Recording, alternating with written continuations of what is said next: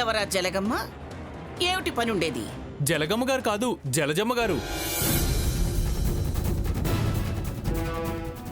ఏదో గారులే గాని ఎందుకు వచ్చినారో చెప్పండి. పనుండది రమ్మని చెప్పినారంటున్నానుగా. వచ్చేసారా? మీకోసం ఎదురు చూస్తున్నాను.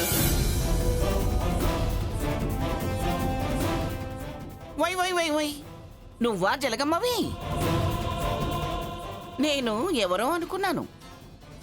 నువ్వు గోతంగానే తెలుసు గాని ఈ పేరెప్పుడు నేను వినలేదు కనలేదు.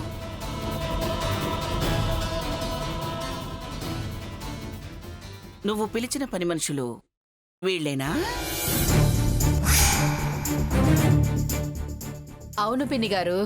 సర్లే, వాళ్ళకేమేం పనులు చెప్పాలో నేను చూసుకుంటాను గాని నువ్వు వెళ్ళి నీ పనులు చూసుకో జలగమ్మ. అలాగే పిన్ని గారు.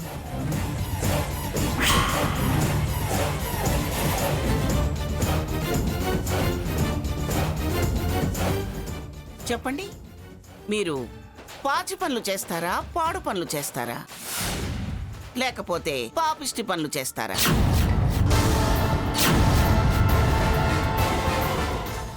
ఓలమో ఓలమో ఓలమో అట్టాగంటారేటమ్మా?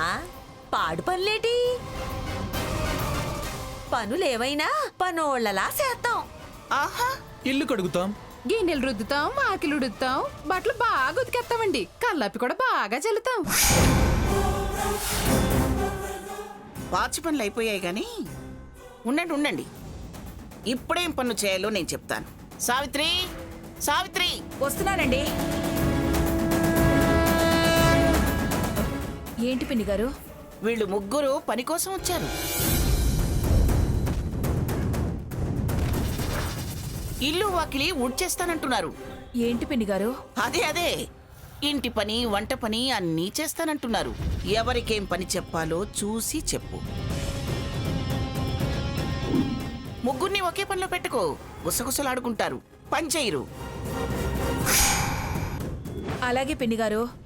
ఇదిగోమ్మా, బావి దగ్గర చాలా సామాన్లున్నాయి, ముందవి కడగండి. పదండి.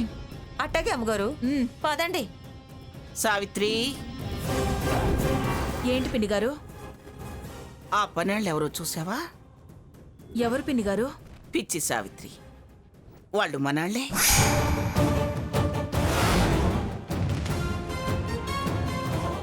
మనవాళ్ళ?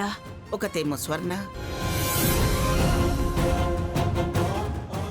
ఆ పొడవాటిదేమో భాగీరథి, ఇంకొకరిది ఆ గుడ్లగూబ అరోరా. ఆ గోడ మీద తలకయ్యే వాళ్ళని ఇక్కడికి చేర్చింది. వాళ్ళు పూజ చెడగొట్టడానికి ఇక్కడికి వచ్చారు. కనిపెట్టి ఉండి పులుసు కారేలా పనులు చెప్పు, వారిపోతారు. పాపిష్టి మంద. ఇక వాళ్ళ సంగతి నాకు వదిలేయండి పిన్ని గారు, దుమ్ము దులిపేస్తాను. మంగా, బయట పనులన్నీ అయిపోయినాయి, ఇంట్లో పనులు ఏమన్నా ఉన్నాయా? చాలా పెద్ద పనే ఉంది. పెద్ద పనా? ఏంటి మంగా అది? ఇందాక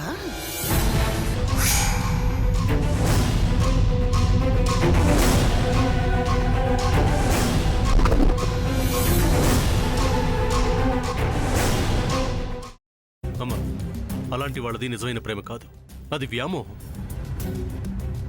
ఎగ్జాక్ట్లీ చిన్నత్త, నిజంగా ప్రేమించుకున్న వాళ్ళు అలా చేయరు. ఎంత మనసు విరిగిపోతే కన్న కూతుర్ని పట్టుకొని మా దృష్టిలో చచ్చిపోయా ఉంటుందా తల్లి? అది సరే అమ్మా, తన కూతురుతో తన మాట అనేటప్పుడు ఆమె మాటల్లో వ్యథ, కళ్ళల్లో బాధ గమనించావమ్మా? పెద్దబాబుకు బర్త్డే విషెస్ చెప్పు కూడా వెళ్ళాం కదా. ఊరికే ఎలా కాలిపోతుంది?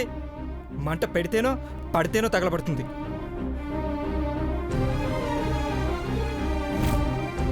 కరెక్ట్ చిన్నబాబు, నీకొచ్చినట్టే నాకు డౌట్ వచ్చింది. పార్వతే షర్టును తగలబెట్టిందనుకుంటా.